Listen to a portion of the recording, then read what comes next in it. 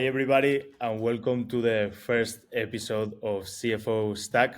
Today, I'm here with Jason, co-host of the post, and myself, Alex. Jason, thank you very much for joining. Of course, happy to be here. How are you doing? How is the week going so far? It's a good week. Obviously, we've seen a lot of international news, and there's been some hardening of markets for good reason. And I've talked to a couple finance and execs, and it's got everybody a little bit nervous and scared for good reasons. Yeah, that's true. It's definitely been heartbreaking to see what's going on. Awesome, Jason. Thank you very much for joining. I would like to start by if you could share some background of where you're coming from, strong background in technology as well as in finance. So if you can share with us how do those two match together, did they merge? Yeah, certainly. So, yeah, I've been a practitioner in both finance, data, and technology for about the last 15 years, focusing on basically the intersection of those three domains. And I've held every role from accountant to financial systems to leading engineering teams supporting finance, and as well as a fractional finance exec and a finance exec.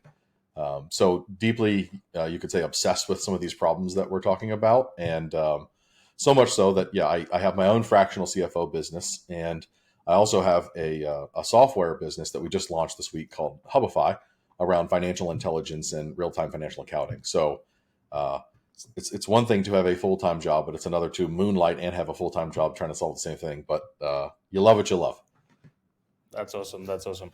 So do you think with your the background of the two, right, being a fractional CFO and as well your background in technology led you kind of to start running Habify, or how did this occur? How did this happen?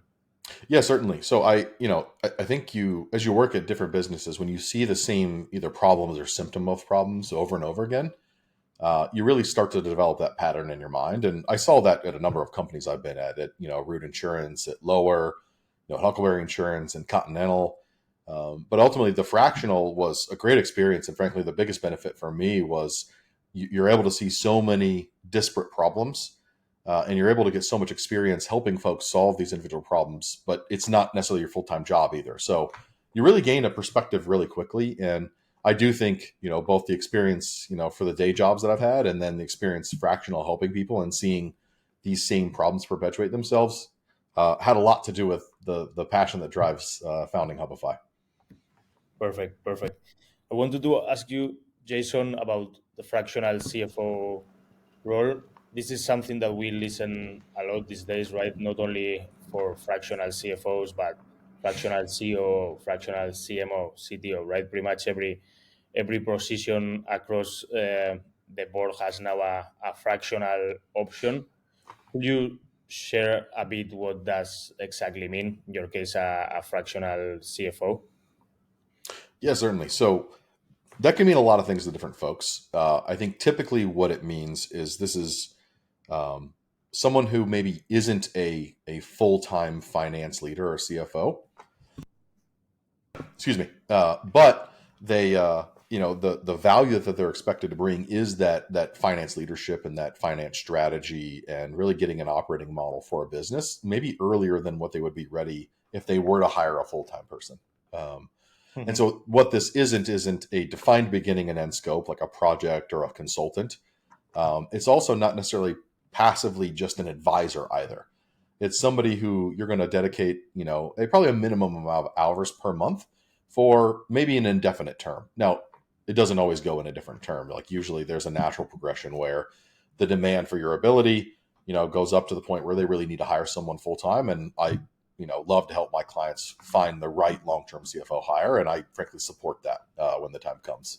Mhm. But yeah, the way to think about that is really pulling forward someone that has that strategic finance experience Yeah. and being able to get their acumen, their advisement, and also a little bit of their hands-on keyboard because they're around enough day to day that they have context. So it's not playbook passive type of advice. It's proactive with context advice, which I think is the difference between getting advice that's probably not super meaningful and actually helping to drive outcomes in the business. Mhm.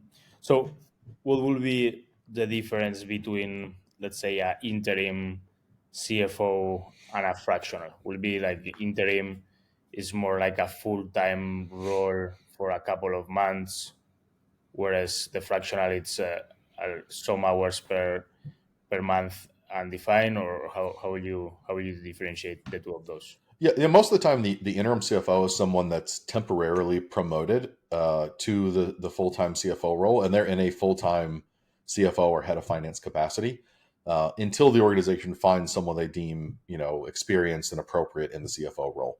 A lot of times, it could be they're doing that because the person may not have the experience, but they want to see how it goes. They also may be doing that in an organization because they know the person doesn't have experience. They know it. They're not interested in the job. They're just holding down those key responsibilities until they hire a full time finance exec. Where the fractional is, it doesn't necessarily have the time box. It's usually someone from outside of the organization, and it's not usually typically project based or time box based. Again, that doesn't mean that it goes on indefinitely, but it doesn't have a defined beginning and end like you would typically see with a consulting engagement. Awesome. And if as a company, right, more or less, when would you say it's a good moment to hire a fractional CFO? Yeah, so there's some signals to look for. Some of those signals, will be around, the size of the company in terms of revenue and maybe transactions. There's no right or wrong answer there, but I think bringing somebody in when you get to the point where you have statutory financials that matter, if you're starting to take on debt and you have debt covenants, if you've got some compliance, outside of your financial statements, maybe with statutory type compliance, not a bad thing. But for me, when I think about the fractional CFO value, if I was going to hire a fractional CFO, which I have in the past in some other roles, the right timing to think about is when you think about like your operating expense and your team and profitability, when those things start to matter, that's about the time to start thinking about a fractional CFO. Because more often than not, especially when I've joined in a fractional capacity, the amount of compensation I'm getting compared to just the operating expense efficiency, like getting in and cleaning up existing contracts and really just the blocking and tackling finance things that, we're kind of left without, accountability or an owner day to day because someone's doing that and they also have a full time job. That usually more than pays for itself 2, 3x. So for me, if the OPEX expense has an immediate benefit, Mhm. we're not even talking yet about the strategic value add and understanding how to either, if your goals are growth and it's high growth because you really need to raise a lot of money and you need to prove yourself to investors, or maybe it's path to profitability or profitability. Those are, great secondary reasons and signals. But I like to look for those early signals where, I actually have a recent engagement. For example, I'm signed on. I'm signed on for basically 5 hours a week for a client, and my main job for the first 90 days in the scope is to review all of their operating expenses, their contracts. And we've already found more in the first month than it would take for the entire 3 month contract in terms of savings. So that's an example of like how to pull some of that value forward. That's awesome. And per customer, more or less, what's the amount of hours that you, as a fractional, dedicate or work per, let's say, in a weekly basis on average, more or less? I know there's going to be moments that you require to work more. Some other times that maybe it's a little bit lighter, but on average, more or less, how many hours you do you use for customer? Yeah, the average is probably somewhere between 5 and 10 hours a week. Uh, Mhm. I like for folks to think about it, typically in terms of like half day rates or day rates more appropriately. And for me, like the most comfortable way to do it is to have a day rate at least one day a week.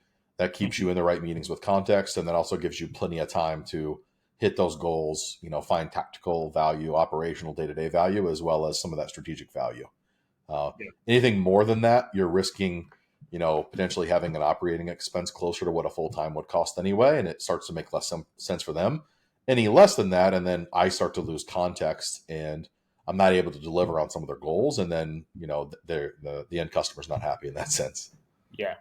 And the just like an average, more or less, how much does it cost? Like hiring a fractional CFO, if we start with, let's say, 5 to 10 hours, something like that, on average in the market. What you think that is, Jason? For you, Alex, I would give you a discount of 500 per. No, I'm kidding. I've seen rates range from 150 to $500 an hour, depending on. The closer to the 500 up are usually for, very small engagements with a very precise scope that probably they're frankly not fractional engagements. They're just called fractional engagements.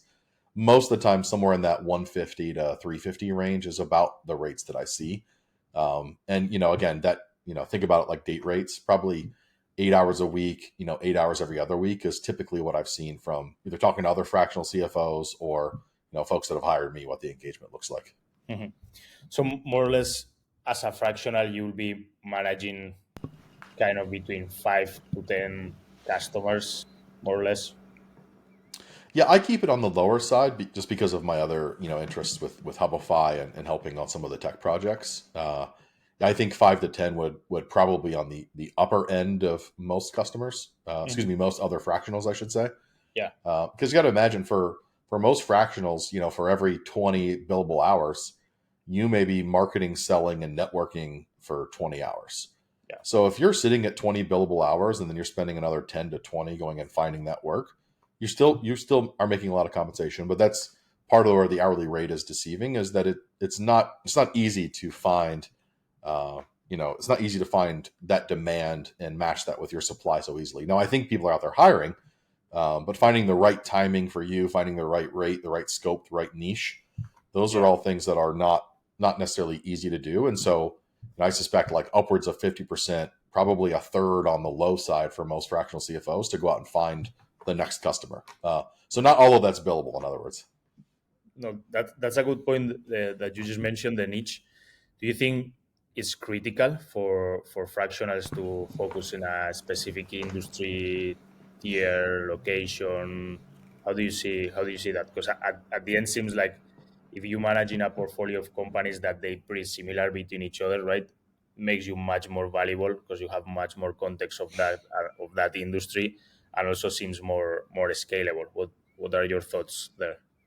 Totally. Yeah, I'm a huge believer in, like, I only take, for example, work that is in a niche or an expertise that I have and something that I know really well. I almost never take generalist clients because, one, I have such a short amount of time. I don't have any time to go and figure out, what's the right way to do something or how to think about something. I need to pull from experience and having seen and done something similar. And if you've only got, 4 8 hours a week, then there's no time for that. The other part is like they're hiring you for your expertise, and just because you were a CFO or have finance acumen doesn't necessarily mean that for their scope and what their needs are, you're going to be able to come in and deliver that value. So, and the last piece is, generating that demand. And I think a key part of that is know your skill set, know what you're good at, and then, frankly, it makes it a lot easier to find those folks.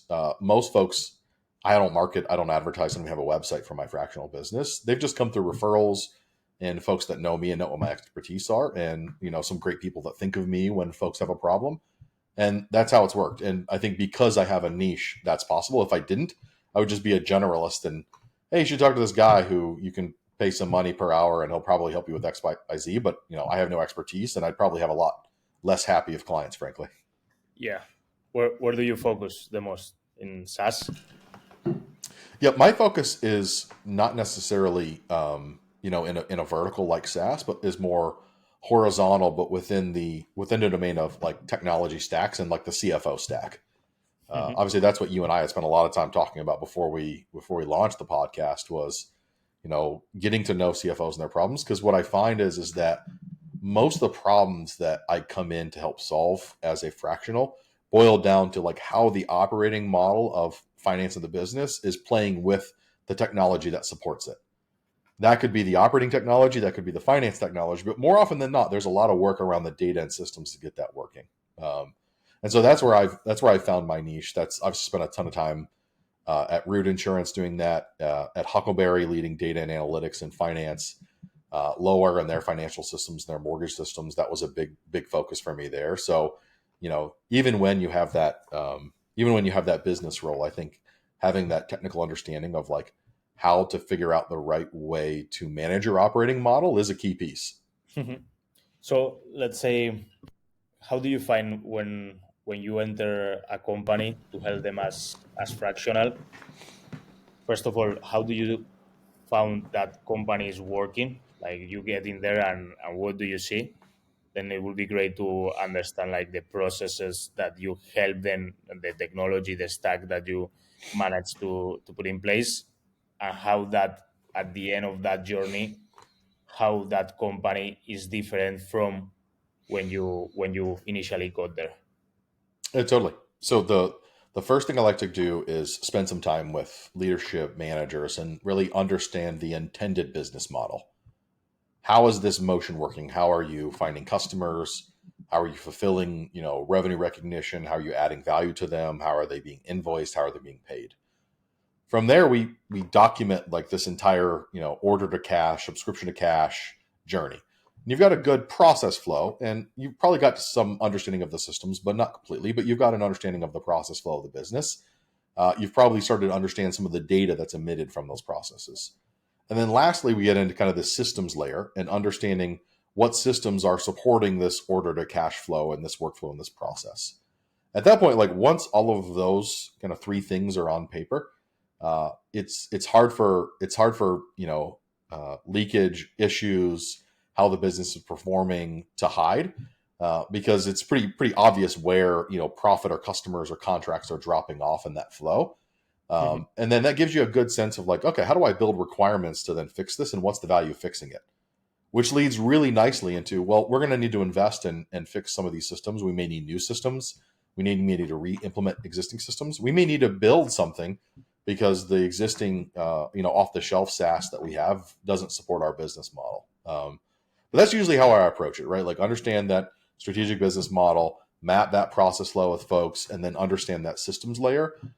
And then there's just usually a tremendous amount of value and observation in figuring that out. And frankly, that's part of the scope that most folks engage with me in my contract is that that's the thing they're most excited about is we want to see our order to cash mapped out through all of the process flows and systems. And all of a sudden you see things in your business model. And I have a recent client of mine where it's like, yeah, they have a ton of revenue that they're earning, and they're for invoices and invoicing that hasn't been paid in months and months and months.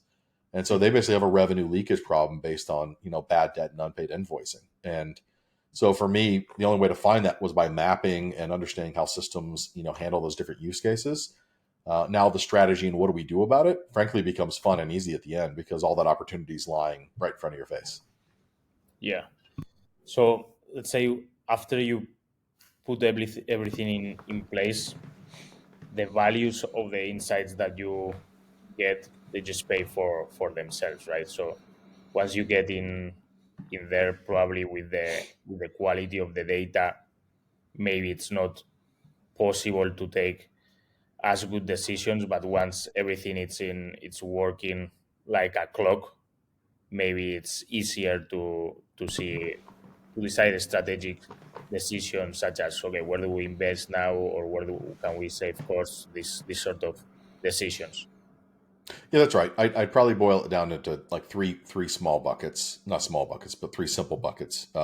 One would be those direct operational cost savings. Renegotiated a contract, save money because of the renegotiation, and putting an SLA in place and some standard type of language that really protects the end customer. Uh, Two would be direct things like we identified margin erosion, revenue leakage. There was some issue with how the business model was operating, and we took that from X% to X%.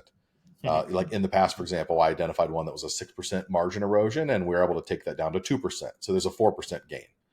The last bit, which is actually the most valuable, but is the hardest to actually measure, is what you mentioned, which is like now that we have observability, what's happening in the business, but translated into finance terms, how do we want to reinvest in certain market segments that may be underinvested in the past, or how do we divest from market segments that are clearly not performing now that we actually see the data in front of us?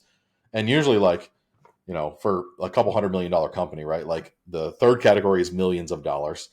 The middle category is like $1 million, and then the first category is like $100,000. And all of them are very valuable, but the first category is explicit savings. The second one is very measurable margin improvements, and the third one is it's subjective, right? Because yeah, you're saying, well, we got better, we made better decisions, but you're not able to truly A/B test that, right? Because you pulled a lever in the business and you decided to make a left turn.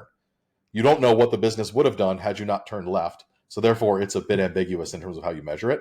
Uh, but again, I still assert that that's the most valuable aspect of this.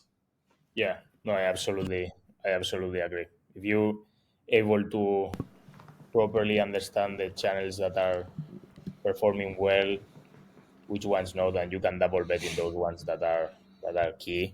That's the upside in there. It's nothing comparable with a cost saving, in my opinion. Exactly. And rarely is it, hey, we've got 4 channels. Oh, look, we see that this one's performing. Usually the story is much more complex on the data, right? It's here's our 4 channels. And then if we segment the data by certain sales commission agreements or organizations or affinity programs, and then you get this unit economic view that actually tells you across all channels and this segmentation that an analyst or a CFO can get into.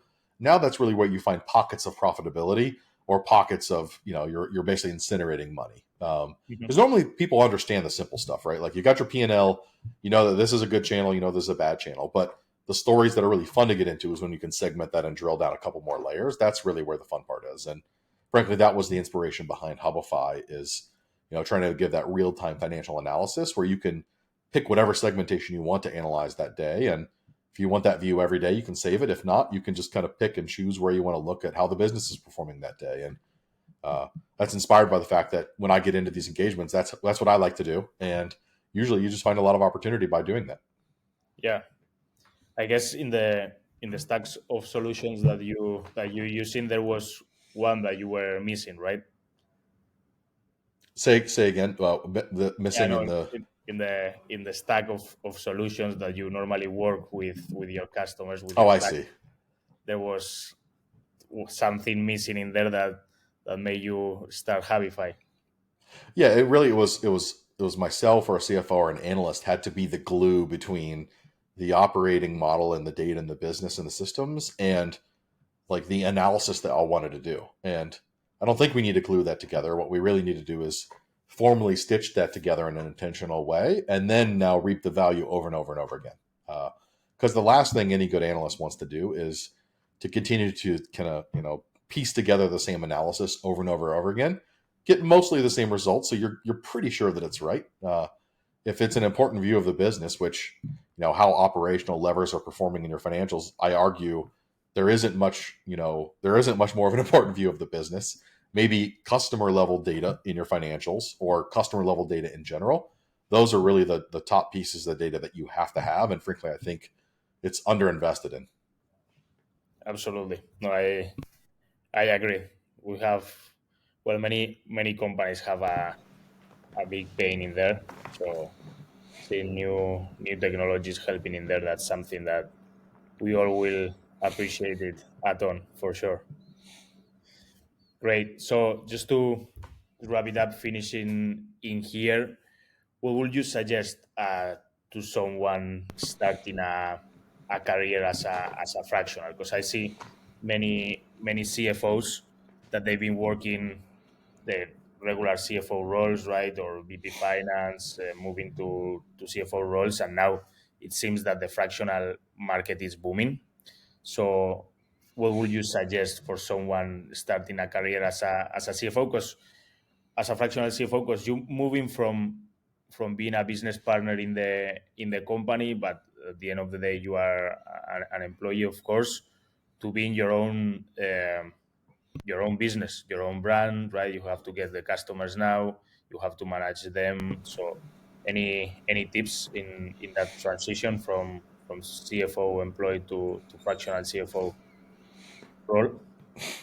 Yeah, I would say, for folks that haven't tried it, I think the best way to try it is to moonlight and just try it. You don't have to quit your job to try it. You can go out there and figure out if there's demand and network, and everybody's got the little black book, and go find folks that may need you. And if that's the case, and you can really find your footing in your niche and you love it, then that's wonderful. But certainly, it's not for everybody. Now, if you've picked that path and you realize it's for everybody, my advice, as we talked about earlier, is one, you got to find your niche, and double down, triple down on your niche, and really know and build your expertise. And I think it's the clients that you don't take on that matter more than the clients that you do take on. Mhm. And then secondarily, your own go to market demand gen, your own selling team. You're the own front end of the business, and that takes time, and you need to invest time and be intentional about setting aside hours every week or every other week. And it's going to be a chunk and a proportion of your time that needs to be set to creating that demand. And over time, you'll do that less and less because you'll just start to get referrals. But going into it, don't look at it like, well, I can make 250 an hour, and if I work full time, so if I 2080 times 250, wow, I'm going to make a lot of money. It's like, you will, but you're going to spend half that time finding the business. So you can either look at it like you're not working 20, you're actually working 40, or you can look at it you're not making 250, you're actually making 125. Either way, though, be realistic about making that time investment. Those are my two pieces of advice. That's awesome.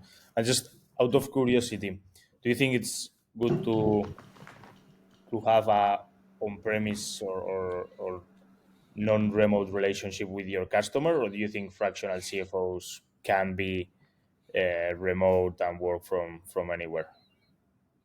Yeah, so I've most of my engagements recently post COVID have been almost entirely remote with a handful of in person meetups and say hey's. Mhm. Uh, Even before COVID, most of my engagements were hybrid, where I would meet on in person once a month, and the rest of it was remote. So yeah, I think because of the part time nature, and you're trying to very quickly and intentionally get context, using that time to travel and meet, and there's that unintentional time I think has a lot of value in the office, but probably not for a fractional. So my bias is more towards the more remote, the better. Though I think for landing new business and shaking hands and for somebody to get to know you, it's probably a lot easier to build trust. So you may want to meet someone in person if you're seriously considering engaging with them. And then over time, as you get more comfortable, then the works probably can be done fully remote. Mhm. Great. Something else, Jason, you would like to add about fractionals technology in here? I think let's put a plug in for our next one. I'd love to get into common CFO stacks that you've seen that I've seen helping clients with you working with fractionals, you working with Ko-fi, and I think it'd be great to dig in there, and we'll put a pin in it for next episode. Sounds great. Sounds great. Let's leave it for the next one then. Jason, a pleasure as always to share this time with you. Thank you very much. Looking forward to the next spot. Likewise, Alex. Thank you. Thank you.